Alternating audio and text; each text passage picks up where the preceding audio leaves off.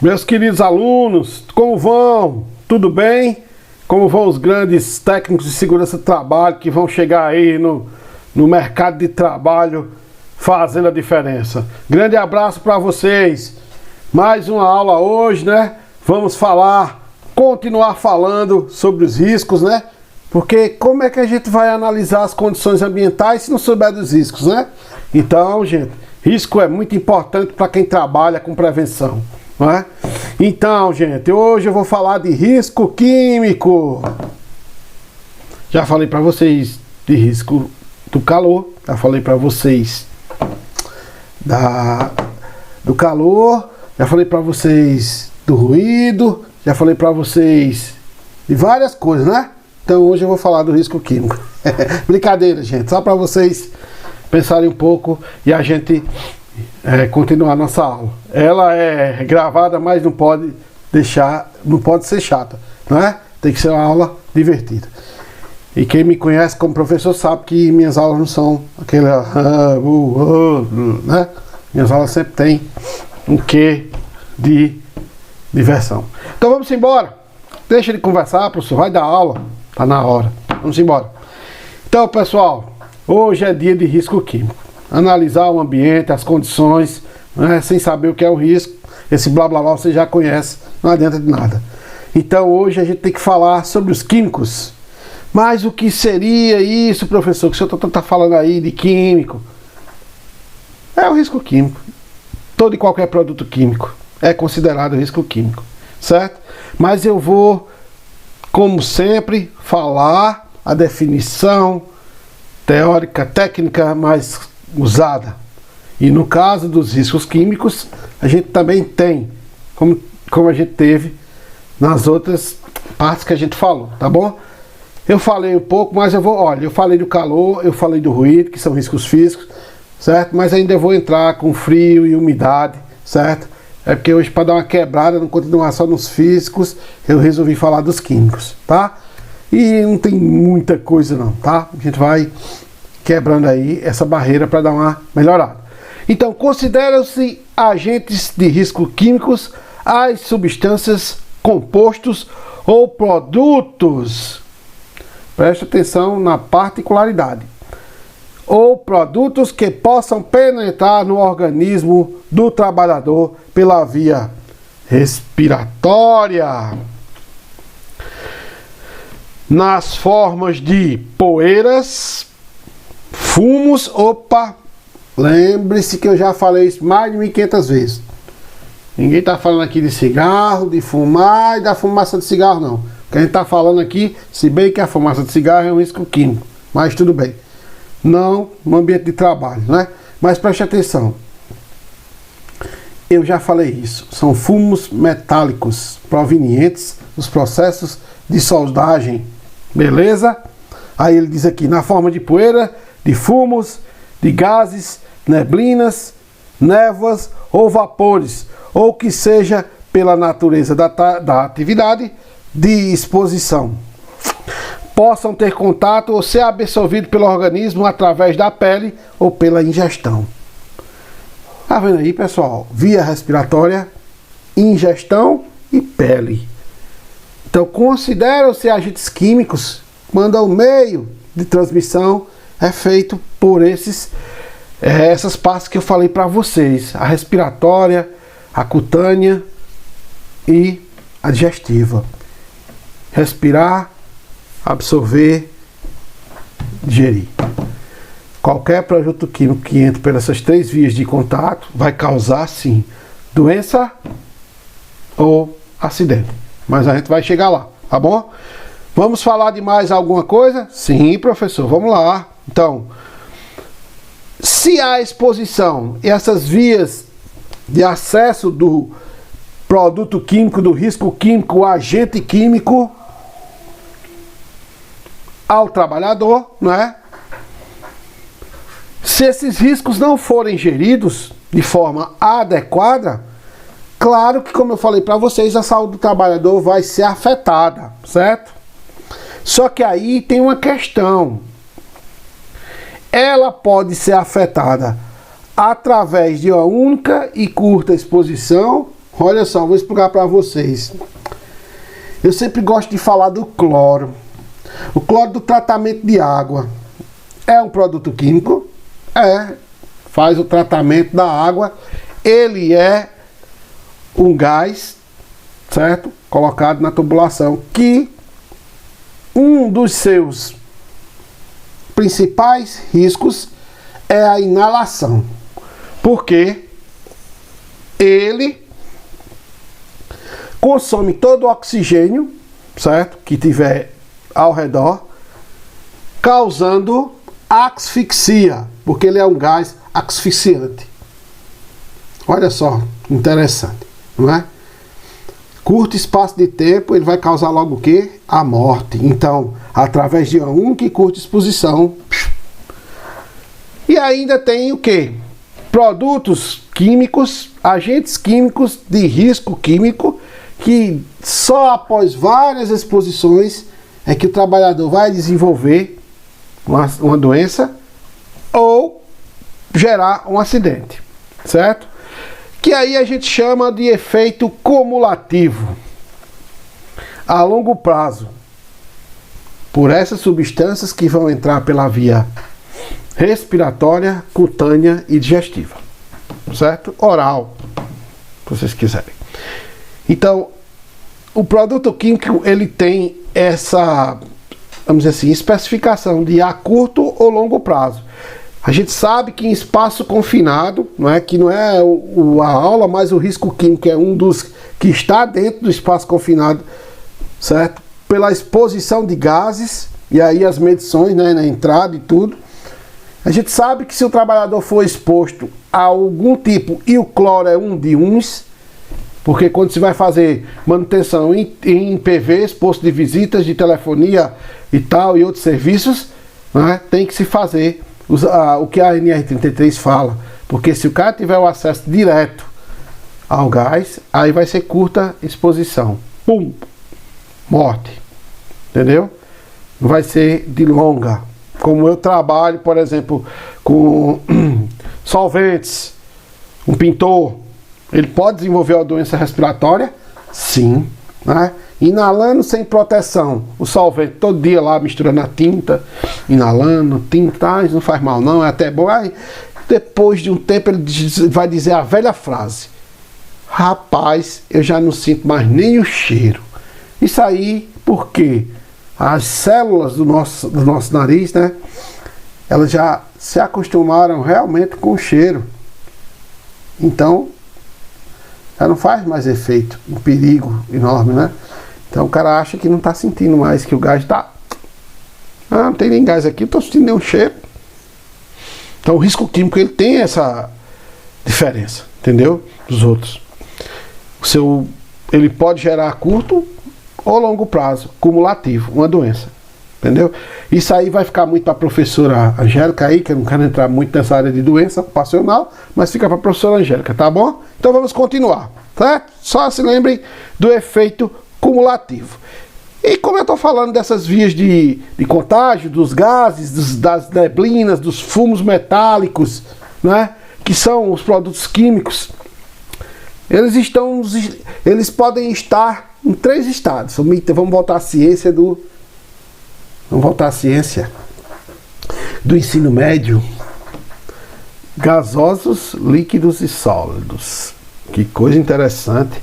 Os produtos químicos vão estar divididos sobre esses estados, não é? Gasoso, líquido e sólido.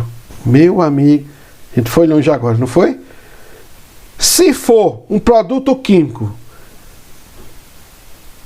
derivado de gases, qual vai ser a via de exposição do trabalhador?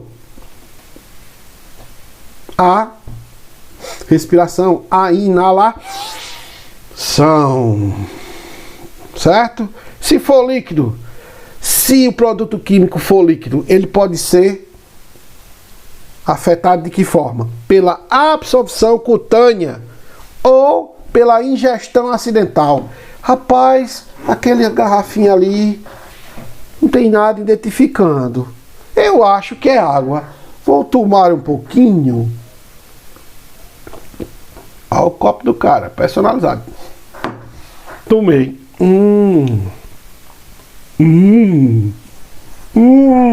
Ah. Vocês sabem isso que eu já falei muito, né? Entendeu? Tem que ter essa questão. Aí a gente vai entrar em qualidade e etiquetagem, tudo, meu Deus. Nada no ambiente de trabalho pode deixar de ter nome, não é verdade? Pode deixar de ter identificação e sinalização. Beleza? Risco químico, ele bate muito bem com a NR26 na questão de sinalização e etiquetagem que ela fala lá, tá? Mas isso aí agora a gente não vai entrar, porque é matéria até do professor Arimatea. Vamos embora. E na parte sólida, também. Se o produto for sólido, ele vai pela absorção cutânea, certo? Ou pela ingestão, porque ele tem partículas sólidas, entendeu? Então, essas três fases da matéria, líquido, sólido e gasoso, também são as três fases dos produtos químicos, certo? E suas exposições, aonde eles vão agir pelas vias de contágio, tá bom? Então, cuidado, pessoal, cuidado nas empresas onde vocês forem trabalhar, façam a gestão, trabalhem com a gestão do risco químico. Eu não sei se vocês estão vendo aqui no card, né? Eu coloquei, não foi aleatoriamente, mas aqui no meu lado, a gente tem um estoque, e muitas empresas têm dentro dos seus processos produtivos, certo? Materiais químicos de várias espécies. Então o setor de estoque é onde já está concentrado, além da produção, o risco químico. A armazenagem desse material, já não, meu amigo, já é um risco. Se não tiver etiquetado, se não tiver sinalizado, e eu não vou nem falar, porque isso vai ficar também para o pessoal do combate a incêndio, da inflamabilidade, não é? Então, o produto químico, o agente químico, ele traz também essa característica explosiva, não é? Corrosiva. Ele pode causar a curta distância queimadura da pele se for um ácido, não é verdade? Então nós, com vocês, quando estiverem dentro de uma empresa, seja qual for o ramo, seja um estoque pequeno, seja um estoque grande, seja um mínimo estoque, mas onde tem material químico, produto químico armazenado, para nós já é considerado risco químico. Não é só aquele que está no processo produtivo, não é só aquele onde é feito da borracha, o vapor da soldagem. Não, lembre-se, onde esses produtos estão armazenados, de que forma esses produtos estão armazenados, estão obedecendo a indicação do fabricante, não é? Como é que está o sistema de combate a incêndio, é ventilado, iluminado, o acesso, todo mundo tem acesso, só o pessoal do estoque. Então, onde armazena esse material químico, bem, um risco muito grande, né? E a gente pode falar de várias, vamos dizer assim, percepções que a gente tem de risco, espaço confinado, que eu falei para vocês, né? Que é um local onde o risco químico também está, entendeu? Então, tem que ter cuidado, são áreas que tem que ser monitoradas, não são áreas que podem estar livre ao acesso, entendeu? O risco químico, ele é presente. Ele está presente dentro da produção. E outra história que a gente vai falar já já quando a gente entra na NR15. A parte de insalubridade também, né? Vou falar para vocês, calma. Mas vocês têm que ter essa noção.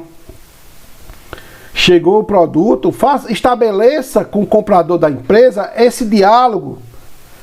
Eu vou falar um pouco da FISP, da Ficha de Inspeção de Segurança de Produtos Químicos. Qualquer professor, mas eu estudei química faz muito tempo, certo? E eu não sei muito, professor, essa questão de produto químico, não, professor. O que é que eu faço? Eu digo, rapaz, é o seguinte. Você já ouviu falar de FISPIC, Ficha de Inspeção de Segurança de Produto Químico? Já, professor, agora eu estou sabendo, pronto. Todo produto químico comprado pela empresa, em latão, em galão, vocês estão vendo aí nesse card do estoque, deve-se ter acompanhado com ele a FISPIC. E o que é essa ficha de informação? Já diz tudo, gente. Ficha de informação. Todas as informações sobre aquele produto de risco, certo? A inflamabilidade, do modo de se armazenar, do risco de ingestão, de inalação se for a vapor, de ingestão se for sólido. A FISPIC passa para você. Entendeu? O que é que a gente faz com essa gestão do risco químico? A gente pega a FISPIC e treina os trabalhadores. Pega aquela, não precisa montar nada. Pega aquela FISPIC, faz. Bom, pessoal, vamos estudar aqui a FISPIC do produto que vocês estão usando, estão armazenando. Entendeu? Lá vai estar todas as dicas, até de primeiros socorros. Agora, muitas vezes o comprador da empresa não sabe disso. Aí compra o produto químico e ele não vem com a FISPIC porque o comprador não dá importância. Então nós temos que fazer isso, porque se a gente for esperar que as pessoas vá fazer o nosso trabalho também, não tem lógica. Então, chegar para o comprador e dizer, cara, a partir de hoje, todo produto químico que entrar aqui, eu preciso desse documento. Não, mas não sei o que, não, é obrigatório, certo? Por lei. Normalmente, a norma fala da FISPIC, o PPRA pede até arquivo de FISPIC, que a gente vai ver que acho que o PGR também vai pedir dentro da sua nomenclatura também, que não pode deixar de pedir. Então a FISPIC é muito importante. Então trabalhem com essa forma e façam essa gestão. A sinalização de uma área de armazenamento químico, ela é muito importante, entendeu? Etiquetagem dos produtos, nada de usar garrafa de Coca-Cola com thinner dentro, pelo amor de Deus, isso é coisa do passado, meu irmão. É gambiarra brasileira, não se admite isso, tá bom? Então, quando se fala de insalubridade, porque aí eu dei um toque geral a vocês para monitorar o risco químico, né? Quando se fala de insalubridade, a gente tem a NR15 e ela é quem caracteriza a exposição para efeitos de insalubridade, né? E eu vou dizer a vocês, a maioria das ações na justiça não é só por ruído não, tá? Exposição a produto químico tem muito, poeira, gases, certo? Tem a sílica, vou falar para vocês que a sílica é a poeira o pó da areia, da pedra da areia. Trabalhei muito com isso na construção civil, vi muito pó de sílica, viu? E trabalhava muito em cima da proteção respiratória, entendeu? Porque exige, certo? Ah, professor, qual era a medida coletiva? A mim, graças a Deus, nas obras que eu trabalhei, era o ar livre. Que bom. Mas o técnico de segurança que vai trabalhar numa indústria, por exemplo, que faz pia, né, aquelas pias de mármore sintético. Meu Deus do céu, uma vez eu entrei numa... Mármore não, né? Que é mármore sintético. Eu entrei numa empresa daquela de mármore sintético, quase que eu corria. Processo de acabamento. É química pura, meu amigo. Entendeu? Então aí cabe uma gestão mais direcionada, porque o maior risco preponderante dentro da cadeia da hierarquia de prevenção vai ser o risco químico, então ele tem que ser tratado rapidamente, tá bom?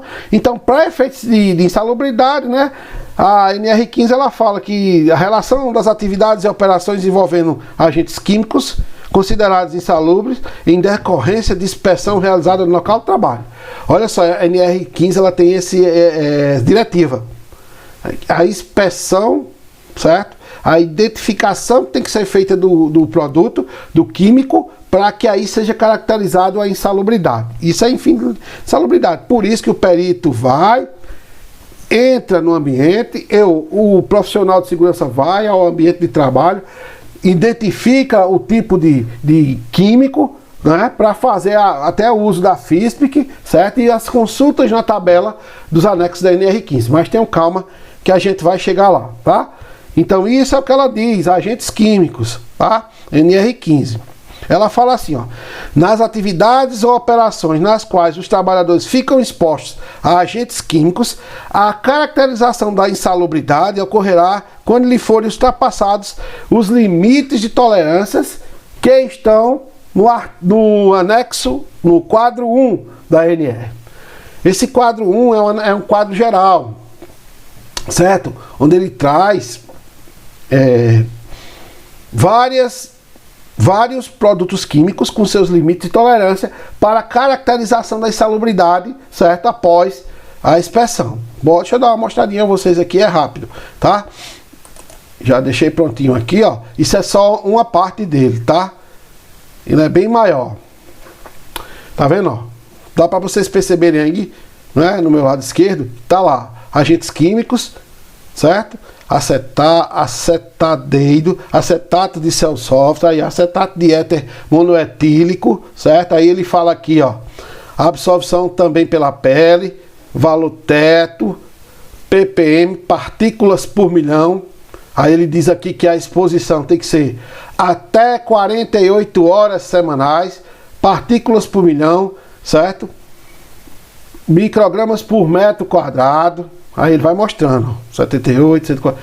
Grau de insalubridade a ser considerado no caso da caracterização. Então, depois que é feita a medição, depois que é feito todo o processo de caracterização, né, da insalubridade, aí se consulta aqui os limites de tolerância, certo? Que são esses aí. Essa tabela tem mais 3 folhas. É claro que não daria para mostrar nessa configuração para vocês, mas essa tabela ela tem mais 3 folhas que tem mais produtos, certo? Esses valores, certo? Todos os valores fixados nesse quadro, certo? Da tabela de limites de tolerância são válidos apenas para absorção respiratória, quer dizer, então são os gasosos, certo? Quando o cara está inalando a poeira, o gás, o vapor, a neblina, certo? Por via respiratória. Então a NR15 ela cita objetivamente que esses valores do quadro 1, desse quadro que eu mostrei para vocês, certo? Os limites de tolerância só são válidos apenas para exposição respiratória. Beleza? Estão entendendo, gente? É fácil, tá bom? Mas vai ter mais coisa ainda. Aí vocês viram lá uma coluninha com o nome valor teto, que eu mostrei para vocês. Eu mostro de novo, não tem problema não. Aqui, ó. Valor teto. O que é isso? É o valor do teto, professor, escrito lá no teto? Não, meu filho, calma. Conversa é essa que já viu isso? Valor escrito no teto? Brincadeira.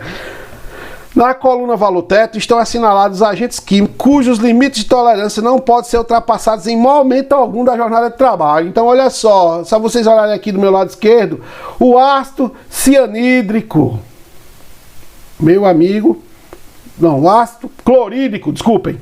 O ácido clorídrico, ele tem, ó, a indicação aqui de mais, valor teto.